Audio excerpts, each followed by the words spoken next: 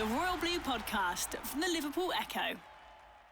Hello, everybody, and welcome to the latest edition of the Royal Blue podcast. I'm your host, Chris Beesley, and joined today by Paul Wheelock. Paul, we're just fresh from the Echo's Christmas night out. How are you this morning? Yeah, well, as I only got there at 10 p.m, I had to drive because I had my son's kids' football team party, so I had to meet you out. So I was one of the few, like yourself, who didn't drink. So I still feel a bit tired, mate, because I only left at gone 1 o'clock. But the Echo staff who remained was still going strong. So God knows how they're feeling this morning. But yeah, I'm a bit tired, but I'm all right. Yeah, plenty to discuss. Obviously, I was up at Finch Farm yesterday for Sean Dyche's pre-match press conference ahead of that trip to Arsenal. But I think it's the first time I've actually spoken to you since the derby was postponed. I guess, like everyone, you're all geared up for that one, and then obviously the call was made relatively late in the day, only on obviously 4 hours before kickoff. Yeah, I think like a lot of Evertonians, probably mixed emotions, really. I think, you know, as someone who was out and about early that morning, I think the right decision was made because the winds were incredibly strong, weren't they? And you've got to put the safety of supporters first. But in terms of take away from that, the fact that the game was postponed, mixed emotions, because I think we have to, grudgingly accept that they're a very good side this year. Mm-hmm. And we've definitely not performed as well as we would have expected. But, we went into that game on the back of that brilliant win over Wolves, and Liverpool had a lot of injury problems. They had a suspension or two, and they looked quite vulnerable against Newcastle. And you just kind of wonder if the conditions were always going to be bad anyway, but if they weren't as bad as obviously that led to the postponement, maybe that would have worked in Everton's favour. But, I know the counter argument is, well, it could be better for Liverpool because they'll have players back, by February, March, or whenever the game's played. But you'd hope by that stage Everton are playing better too, disregarding the fact that the Wolves result was such a good one and so important. Mixed emotions. I felt like we could have given Liverpool a real game that day. But, maybe later in the season, form's a little bit better, and Goodison under the lights like it's looking. It could be a good one to finish him. Yeah, I mean, it's all ifs, buts, and maybes. Yeah. But I know Sean Dyche was making out that he was frustrated. He was kicking his heels. He was ready to go. But it is a fact in terms of the. See, unfortunately, wins have been few and far between for Everton, and like you say, they did have that momentum after that fixture, so it would be disappointing that they hopefully trying to build on that. Whereas now they've had to wait over a week before they're back in action. Yeah, it's just and it was that momentum thing, wasn't it? That's the worry. That I know, suppose at this busy stage of the season to get 10 days off, hopefully is a bit of a relief. And it sounds like from what you saw at the press conference yesterday, the injury situation is really improving, isn't it? I think it's the two midfielders who are out at the moment, but everyone else is either fully fit or close to full fitness. But yeah, it doesn't come any easier, does it? Really, with Arsenal tomorrow, and then Chelsea, Man City, and even Nottingham Forest. We can't forget about Nottingham Forest. They're fifth in the table at the moment. So I'm trying to look at it positively. Hopefully, if you would have lost the derby, that would have been a real blow on the back of such a good win over Wolves. Hopefully, the 10 days will give the spirits are still high within the camp. Players are back, and they're looking forward to going to Arsenal. And as good as Arsenal are, I know we're going to discuss this on the podcast. As good as they are, they're an excellent side. They've not been probably playing at the brilliant best this season, and you've seen it with Joe, didn't you? At the back end of in the last day of last season, not the back end of last season, the last day. That Everton played really well there. Yeah, I thought it was unfortunate, as we know, Everton have got a wretched record down there. They've only ever won in those very sort of false environment of behind closed doors that season, wasn't it? When Bernd Leno's put in Richarlison's cross, and other than that, that's been a victory at the Emirates. But yeah, they played really well there on the last day of last season. Quite unfortunately, obviously went ahead. Was it just a gay again? And it was. Yeah, he was on the purple, wasn't he? Yeah, he was back then. No, that's why he's been shooting ever since. And obviously, there's a controversial winner right at the end there with the handball. Was it Gabriel Jesus? Yeah. So it was unfortunate, but just looking at that, like you say, with Arsenal. I mean, obviously, Dyche was asked about the set pieces yesterday because it's one thing with Everton traditionally under Dyche. That is one thing that they've been good at. hadn't been so much so this season until that Wolves game, but it's not necessarily something you associate with maybe Mikel Arteta and Arsenal, but they really have sort of come to the fore in that respect this season with a lot of goals from set pieces. So it's something Everton got to be wary about on both ends of the pitch, really. Yeah, absolutely. I know Sean Dyche was talking about the box that he's put in, isn't he, by maybe the media and the wider footballing public. And I take that with a pinch of salt, but I do actually know where he's coming from because the Arsenal obviously fantastic set piece team at the moment, and they obviously do a lot of work. The analyst, and they've got the coach on the sidelines who is their set piece specialist. But I could actually understand where, say, maybe a more traditional British manager like Dyche could feel a bit, perturbed by all this praise that's given to Arsenal, because set pieces have always been a massive part of the game, and they shouldn't ever be looked down on. And where previously, I do understand where Dyche was coming from there. At Burnley, it was almost derided. Like, at the end of the day, the football managers are there to win. And if they can find small margins off set pieces, so be it. Arsenal are fantastic at it. Even Man City on the quiet are very good at set pieces. Yeah. And I do sometimes wonder with Arteta, with his demeanour and some of the footballer tactics he plays. Obviously, he's clearly influenced by Guardiola. But, you can tell he played for David Moyes for a number of years as well. Yeah. There's definitely that pragmatist in there in him. And, Arsenal do it really, really well. But, I think Arsenal obviously the top, aren't they, in terms of set-piece goals scored in the calendar year. But I think Everton are either joint second or third. So, joint second, could be quite an interesting style, couldn't it, tomorrow? Yeah, just be a game of set piece, one set piece after another. Just get the corners going. But you're right what you say there. I think I remember Mikel Arteta's first Everton goal. Possibly he had a free kick, and he wasn't like launching it onto someone else's head. But he obviously a dead ball specialist himself. But in terms of Everton, though, FC, it's something that you'd like to be seeing more of again, because it is something that is part of their armory. When Dwight McNeil whips those balls in, James Tarkowski attacking the back post. It's something Michael Ball said in his column. He'd just like to see a bit more variation in there, because teams are wise. Dyche referenced himself. He says, whenever teams play Everton, they tend to reference, the physicality, the set pieces, but maybe you've got to just mix it up a bit more. Yeah, I think you're spot on, mate. And Michael Ball was right as well. I think, as you've been talking about on this podcast for weeks, it had gone a bit stale, hadn't it? And I think, the performances had, and then came United, didn't it? And it was as you could tell by your verdict and analysis pieces and player ratings, you and Joe, after the game, no punches were pulled, were they? It was really below the standards expected. And hopefully it's been a bit of a jolt, because the performance, I know as poor as Wolves were, the performance was much better, but you're completely right. The set pieces are just freshened up a little bit, didn't it? It kind of brought me back to the game against Liverpool last season, where we were a real threat every time we put the ball into the box. And McNeil was much better. And Tarkowski was obviously he was like a magnet for the ball, wasn't he? Last season at times, and it's not been the case that this season. I say I've got, we all want free-flowing football. We all want school of science stuff, but we also understand probably where we are at the moment. And if set pieces are going to be a big part of our armory, so be it. Really, so be it. I can accept that. But as you rightly said, even those had gone a bit flat, hadn't they? But promising signs anyway after what happened against Wolves. Yeah, I mean, in terms of the formation, FC, it's been a bit of a talking point all season.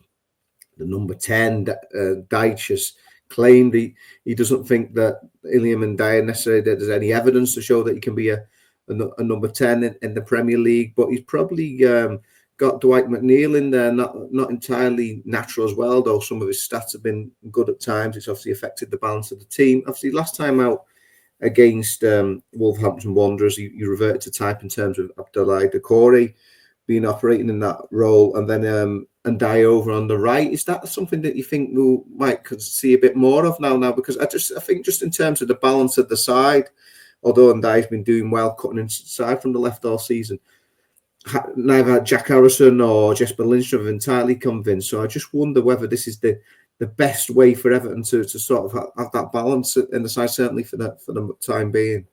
Yeah, I think you're right. And is it still the case that in every game Decore started, Dyche hasn't lost? Is that right? right? I'm not sure. I don't know if it's or is he never won when Decore's not in the side? There's some kind of, I don't know if that stat's still going, but yeah, it's almost like he's tried to progress the side, hasn't he, this season in terms of trying McNeil and number 10. I think you're right. At the start of the season, the stats from McNeil were excellent, weren't they? But the team wasn't winning. And Ndiaye, I can understand, I think that's why he got a lot of supporters' backs up at the time when he said there was no evidence to suggest that Ndiaye was a number 10. But obviously, that's where he played mainly for Sheffield United. And he went to Marseille and was shifted onto the wing and didn't do it as well.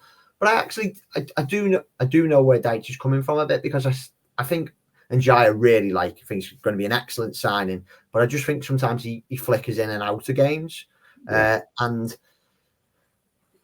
maybe you can do that. You can maybe get a bit more about that on the wing, rather than that number 10 role. And I just think if he's going to play Decore as well, because God, if that is true, that stat, I'm pretty sure it is. If he is a bit of a lucky charm for Dyche, I can understand why he wants to get him in the team, but I'm not quite sure he offers what we need as a 2 in midfield, to be honest. I think it's a much better team when Mangala's in there alongside a Idrissa Gueye.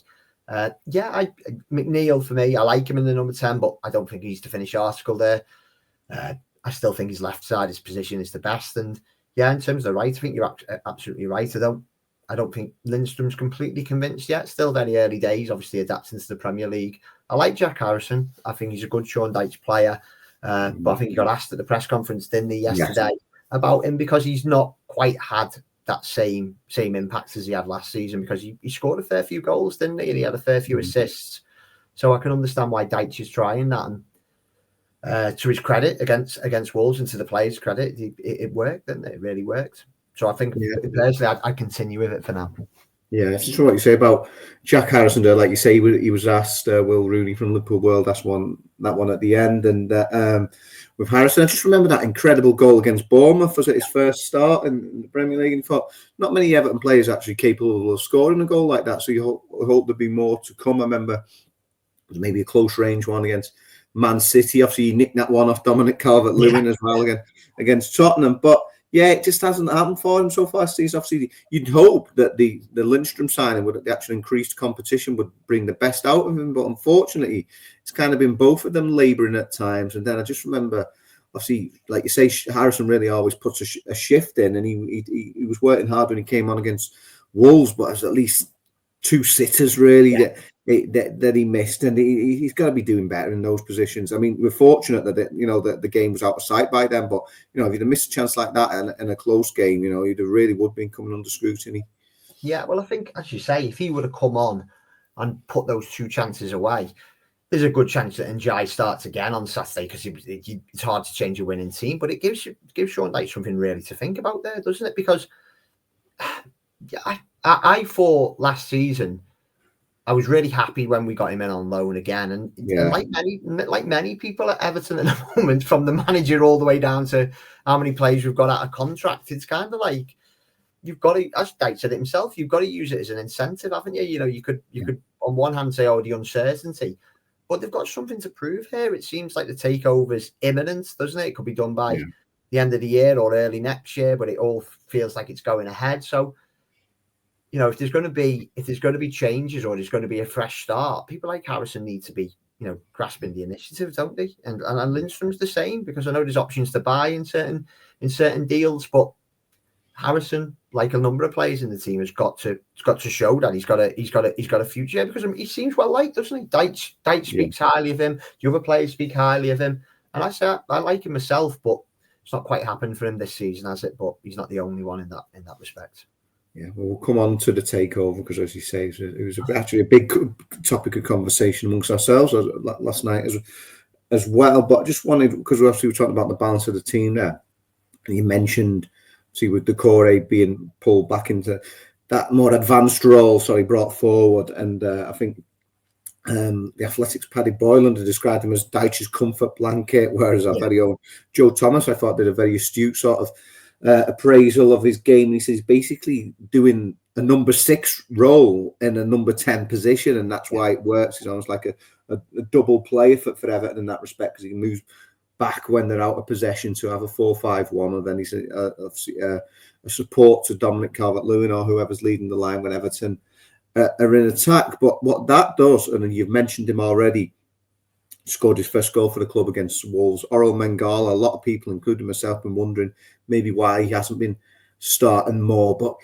unlike the rest of that Everton midfield, he just seems to be much more at ease on the ball, picking a pass, whereas Idrissa Gueye's here, there, everywhere, putting out fires. That's what he's good at. Mangala just seems to keep things ticking over, and it's an option that Everton don't really have in that area when he's not in the side. Yeah, I think, whether it's under Sean Dyche or a new manager, we're yet to know what's going to happen with his future after the takeover happens. But we need, again, I'm not against direct football. I'm not against being a top side from set pieces. I think, we need to win games. We need to keep our Premier League survival and then build up the table. But I think whoever's in charge or whoever the squad is, we've got to get better at ball retention, haven't we? Because there's too often, I know people have talked about that sweet spot of Dyche's sides having 35% possession. And again, that's fine. But sometimes I do think even with the possession we have, we just don't keep the ball well enough. And I think you're absolutely right about Mangala. I think he's got that extra little bit of quality, and you can see why, Lyon paid the money they paid for him, and you can see why Forest fans rated him so highly. And I think Decore's got, we've got so much to thank Abdoulaye Decore for, particularly the goal against Bournemouth on the last day of the season. But his kind of traits or his best abilities, probably passing in isn't one of them. If I'm being kind, but what he has got is a goal in him, and what he has got is a huge amount of work rate and a great engine. And I think you've said it a few times, haven't you? Really, it's balance. It's balance. Yeah. We may not agree with certain decisions, and we may feel certain players should be playing in this position or that position, but there's the balance of the team. And again, it's like the caveat of Wolves were poor, weren't they? No question about it. But the balance felt right, probably for one of the first times this season. So, Mangala's one of the first names on the team sheet for me, and I think it looks like he's got a good partnership with Idrissa Gueye. Yeah, and I think finally, in terms of the shape of the team, see, there were question marks after United what might happen to Vitaly Mykolenko. He kept his place, which meant obviously Ashley Young remained at right back, became the oldest scorer in Everton's history. It was quite the week for him, wasn't it? Because obviously he was put pressure on Darren Ferguson to pick his lad for the FA Cup tie. I mean, you know that yourself. You work in youth football. I mean, Ashley Young, is he the ultimate competitive dad? Not quite as old as you and I. No, a few years. We've got a few years on him, haven't we? Yeah. I noticed some playful comments. You said I'll give him a little slap on the pitch and stuff like that. But it is absolutely unbelievable, isn't it? And it's just, I think when he signed, like you, Chris, I've still got bad memories of, was it the Villa 3-2 game? Oh, yeah, that was the last league goal he'd scored at Goodison for them. And he was absolutely brilliant, wasn't he? He was an absolutely brilliant player for Villa, and he did really well at United. And then, to be fair, he went to Inter Milan and won the league there. And he's a very different Ashley Young to what we remembered when we were his son's age. But yeah, it's a great story, isn't it? And I know it's been discussed, but what an absolute joke that the cup tie is on a Thursday night. Less so Everton, with the great respect in the world, it's probably not the biggest game for us, but Peterborough, and particularly that storyline as well. The fact that you could have a former England international playing against his son, you thought that would have been at least a weekend game or even a Friday night game. But great story, and it's absolutely fair to Ashley Young. There's probably a shout for him to be an Everton's player of the season so far. He's been really, really consistent. I was thinking maybe you get moved over to left back if Mykolenko was having a bit of a tough time, which he's had this season, and you could bring Seamus or even Nathan Patterson in. But let's face it, he's done a really good job at right back this season, so no complaints at all that he's keeping his place. And it's just a great storyline. You just hope Darren Ferguson gives him, I don't know if sentiment plays a part in it, but hopefully we're 3-0 up, and then, with 10 minutes to go, he brings his son on, because it'd be a great story, that one there. I mean, would you fancy a bit of that Wheelock senior against Wheelock junior? Would you kick him? Like literally, when I joined the 12-year-olds training, it's hard enough, let alone going against the 19-year-old. No, thank you. Yeah, I don't think Ashley Young would be holding back, because I mean, that, to be fair, that is one of the things that he's good at. I'd like to see more of that with Everton, in that he is a master of the dark arts. He's like you say, he's had that career at the absolute top international football, all the honours at United and abroad with Inter, like you say. You know, he knows what he's doing in that respect. I mean, I think one of the prime examples was when Everton got the late penalty at Newcastle last season. It's because Ashley Young was in the referee's ear. He was there badgering him, and they got the decision, and it proved to be a bit of a turning point, really. Obviously, Calvert-Lewin ended his scoring duck, and it was a real sort of important sort of watershed moment for Everton, and that was all down to Young's nous, his will to win, as it were. Yeah, this, like, we know as supporters, we've asked for a long time, why haven't Everton signed a right back, or why is Patterson not in the team? And whatever you think of managers over the years, Seamus Coleman, Ashley Young are continuously getting picked. You know, like, I know Young is just a Dyche signing, but I've got no doubt if Ashley Young was in Marco Silva's squad, or he was in Frank Lampard's squad, or Rafa Benitez's squad, I've got no doubt he was getting picked. And we can't forget that the year before he joined Everton, he played a number of games for Unai Emery.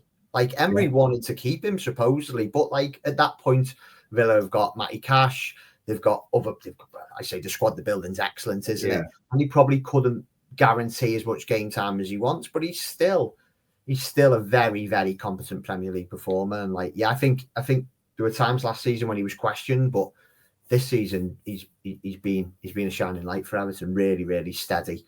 And I think, you're absolutely right. Like, that kind of, he clearly has a big influence, doesn't he? And, you know, there's been enough times over the years where we've probably accused of Everton of being a bit too nice, really, you know, and you see what other teams, this weekend's opponents included, by the way, I lose count of the times Arsenal come to Everton and go down and ask for things and ask for that. And sometimes, I know it's always not always the best example to set, but, you know, you've got to do it, haven't you? You've got to do it. And before we go on to take over, I just want to say about Everton's record at Arsenal, because we've had this consecutive away games now.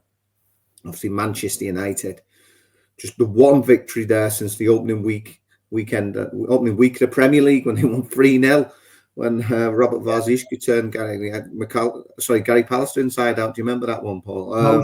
Mo Johnston scored. Yeah, he got one as well, I think. Yeah, 3-0. So since then, no, obviously only Brian Oviedo.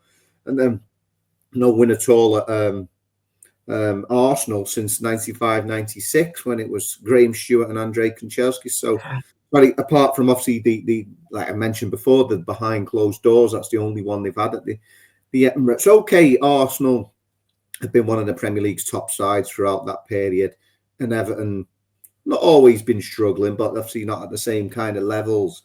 But we've seen this season Forest go into Old Trafford and winning last weekend, which was quite damning to what Everton had done last time out with the 4-0. Forest winning at Anfield as well. Obviously, where Everton have again only won behind closed doors since 1999. Sean Dyche gets to see a lot of stick of late in terms of Everton's failure to pick up points at times, but this is something that goes back long before his appointment, long before a lot of the recent managers' appointment. I mean, it's a major frustration, isn't it? Everton has got these certain sides that the big teams, I mean, even was under Moyes, obviously he never won away at Arsenal, United, Liverpool, or Chelsea. Yeah. So just how much is a frustration? I mean, just can it be psychological? What do you put it down to? I think from a fan base perspective, I know I'm not negative or pessimistic. I know sometimes being Everton, you can't help but be pessimistic, but I'm not that way. I'm not that way by inclination. Yeah. I think you kind of, sadly, you do kind of think now. You go to the Emirates, you go to Tottenham Hotspur Stadium, White Hart Lane previously, you go to Anfield, you go to Old Trafford, you kind of just not expecting anything at all, because it's not even where you go by law of averages, we've got to win one eventually. It just feels like that law of averages is gone completely out the window. And like we've seen that season in COVID, how big an impact fans have had, because what do? We won at White Hart Lane, or the new Tottenham Hotspur Stadium. It would have been, wouldn't it? We won at Anfield, we late draw at United, won at Arsenal. Like there's no coincidence there, but so you can't blame Sean Dyche or this current set of players for that record because, as you say, it goes back probably the best part of 30 years now. But what we definitely should be hoping to see, I think some of Dyche and this team's like low points have come away at those big sides, like the 4-0 at Tottenham earlier this season. There was a 4-0 at Arsenal, wasn't it, in his first season, but to be fair, that was very early days. The Chelsea one last season particularly.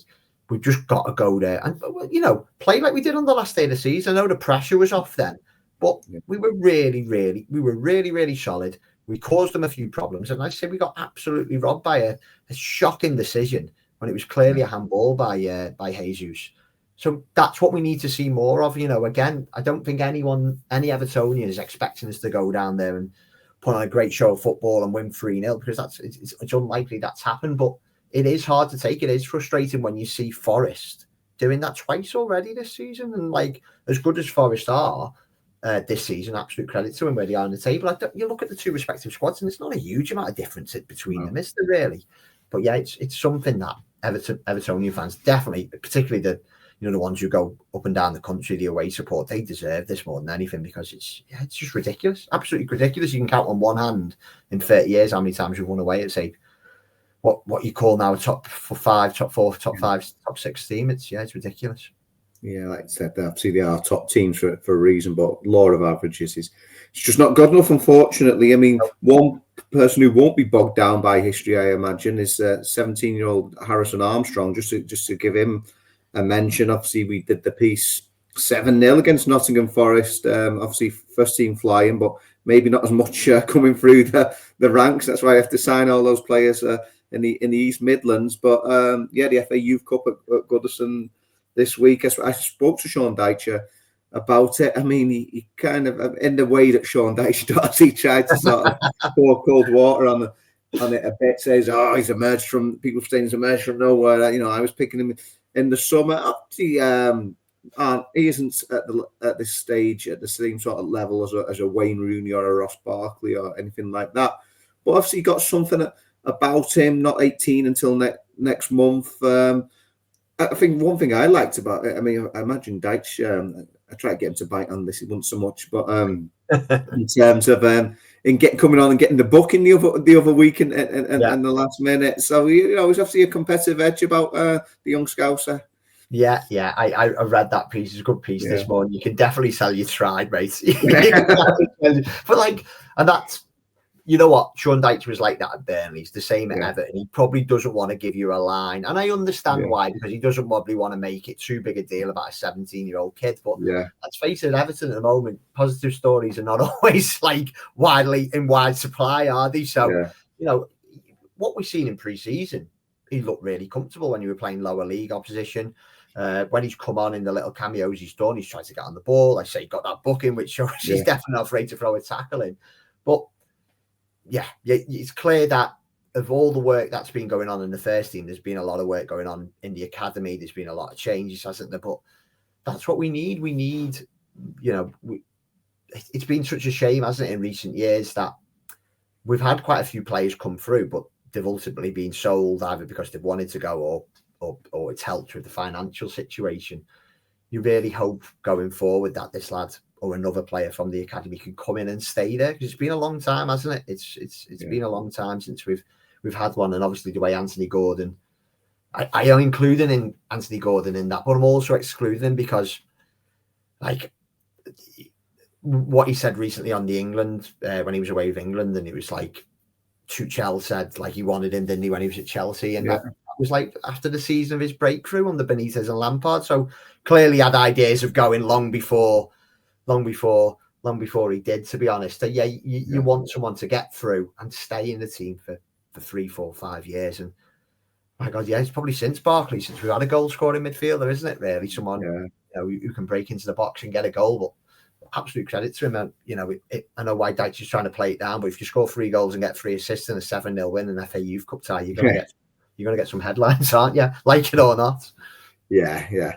So before we come on to these predictions, just obviously going to talk about the takeover, because we understand people are close to the deal are all telling us it's all going through, everything's all good, but before people are panicking, it might just be a few technicalities that have this one going on a bit longer than perhaps we thought. Nobody wants that necessarily, but it's just, before people start getting twitchy, it's just I think it's you technicalities, perhaps me tying up, but all the signs, everything we're hearing is good on this, and people, understandably just want it to happen, don't they? Yeah, well, I say I was one of those, wasn't I? I was asking you, Joe, and Dave Powell, our company's business as football reporter last night at our Christmas do about it all, and that's what you guys were basically saying, wasn't it? It's very close, and I thought Sean Dyche more or less gave the game away yesterday, didn't he? Because he's been understandably until it's done, but he's saying it's looking very possible now, and it'd be great if it's done before Christmas, but obviously it's got to go through. But to get the Premier League approval seems like it's close now. It's got to go through the shareholders and different little things. But from what everything you guys were saying is that even if it's not done before Christmas, it won't be long after that. And I'm pretty sure if it's more or less done after Christmas or going into January, I'm sure they'll be able to make plans for that window. And it just feels like there's light at the end of the tunnel. It's. I know there's a lot of work to do in terms of the playing squad, off the field in terms of constructing a new board, the transition to a new stadium, but it just, it just feels like this is being so badly needed because it's like lifting the cloud, isn't it? And hopefully, Moshiri's legacy will be obviously building the stadium. There's been a lot of mistakes made along the way, but getting the stadium over the line by hook or by crook, and then handing it over to someone who's got the money and the vision to take the club forward. It's just, it's going to be huge. I don't think everything will change brilliantly over the night, but I think it's just what the whole club needs, isn't it? You'll know better than me, mate.